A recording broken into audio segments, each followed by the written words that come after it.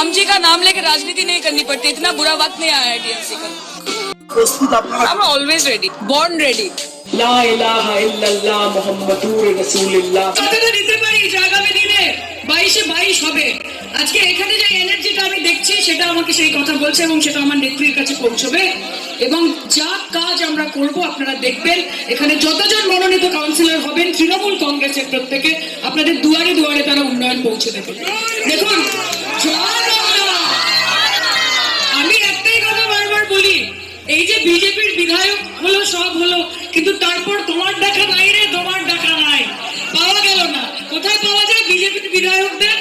রাজভবনে পাওয়া যায়, ধর্ণা দিচ্ছে পুলিশ স্টেশনের বাইরে পাওয়া যায়, দিল্লিতে পাওয়া যায়, কিন্তু তৃণমূলের ভরাডুবির পর মমতা বন্দ্যোপাধ্যায়ের ছায়া সঙ্গী শাওনি ঘোষ এবার পথের ফকির। কোথায় হারিয়ে গেল তার সেই উচ্চ গলা? আজ কেন শোনা যাচ্ছে না তার কোনো কথা? 2021-এ যার গর্জনে কেঁপেছিল রাজপথ, 2024-এ যিনি রেকর্ড ভোটে জিতে সংসদ কাঁপিয়েছিলেন, এই শাওনি ঘোষ কি এখন কোণঠাসায়? 2026-এ বিধানসভার নির্বাচনে তৃণমূলের বড়াডুবির পর থেকেই দেখা যাচ্ছে এক অন্য সারণীকে, যে নেত্রী এক সময় মমতার ছায়া সঙ্গী ছিলেন, আজ কেন এতটা নিশ্চুপ?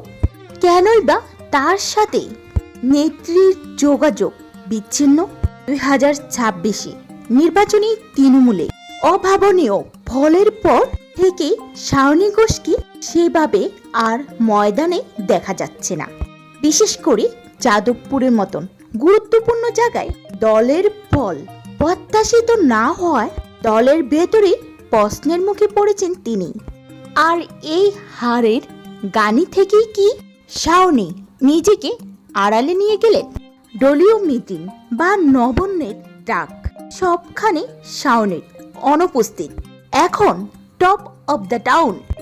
আজকে আপনারা প্রত্যেকে দেখেছেন যে সারাদিন ব্যাপী একটি স্বাভাবিক দিনের মতোই আগামী কালটা কাটাবেন।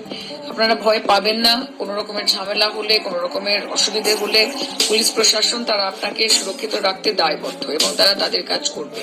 কিন্তু আপনারা কিন্তু বিজেপির এই ফাঁদে, এই প্ররোচনায় আপনারা পা দেবেন না। প্রস্তুত আপনারা? আমরা অলওয়েজ রেডি, বর্ন রেডি। এক্ষুনি ইলেকশন করুন, বিপুল ব্যবধানে অনেক মার্জিনে তৃণমূল কংগ্রেসের প্রত্যেকটি ক্যান্ডিডেট জিতবে। রাজপথে দাঁড়িয়ে বিজেপিকে তুলাধাম করা সেই দাপটে ভঙ্গি এখন উদাও। শাওনি এখন আর সোশ্যাল মিডিয়াতে আগের মতন আক্রমণাত্মক নয়। তবে কি তাকে আর দেখা যাবে না? নাকি রাজনৈতিক সবকিছু বাদ দিয়ে আবার অভিনয় জগতে ফিরে যাবেন? নাকি রাজনৈতিক রং বদলে অন্য কোনো পতাকা তলে আশ্রয় নেবেন? তো ভিউয়ার্স, শাওনি ঘোষকে নিয়ে আপনাদের কি মতামত? অবশ্যই ভিডিওটি নিচে কমেন্ট করে জানাতে ভুলবেন না।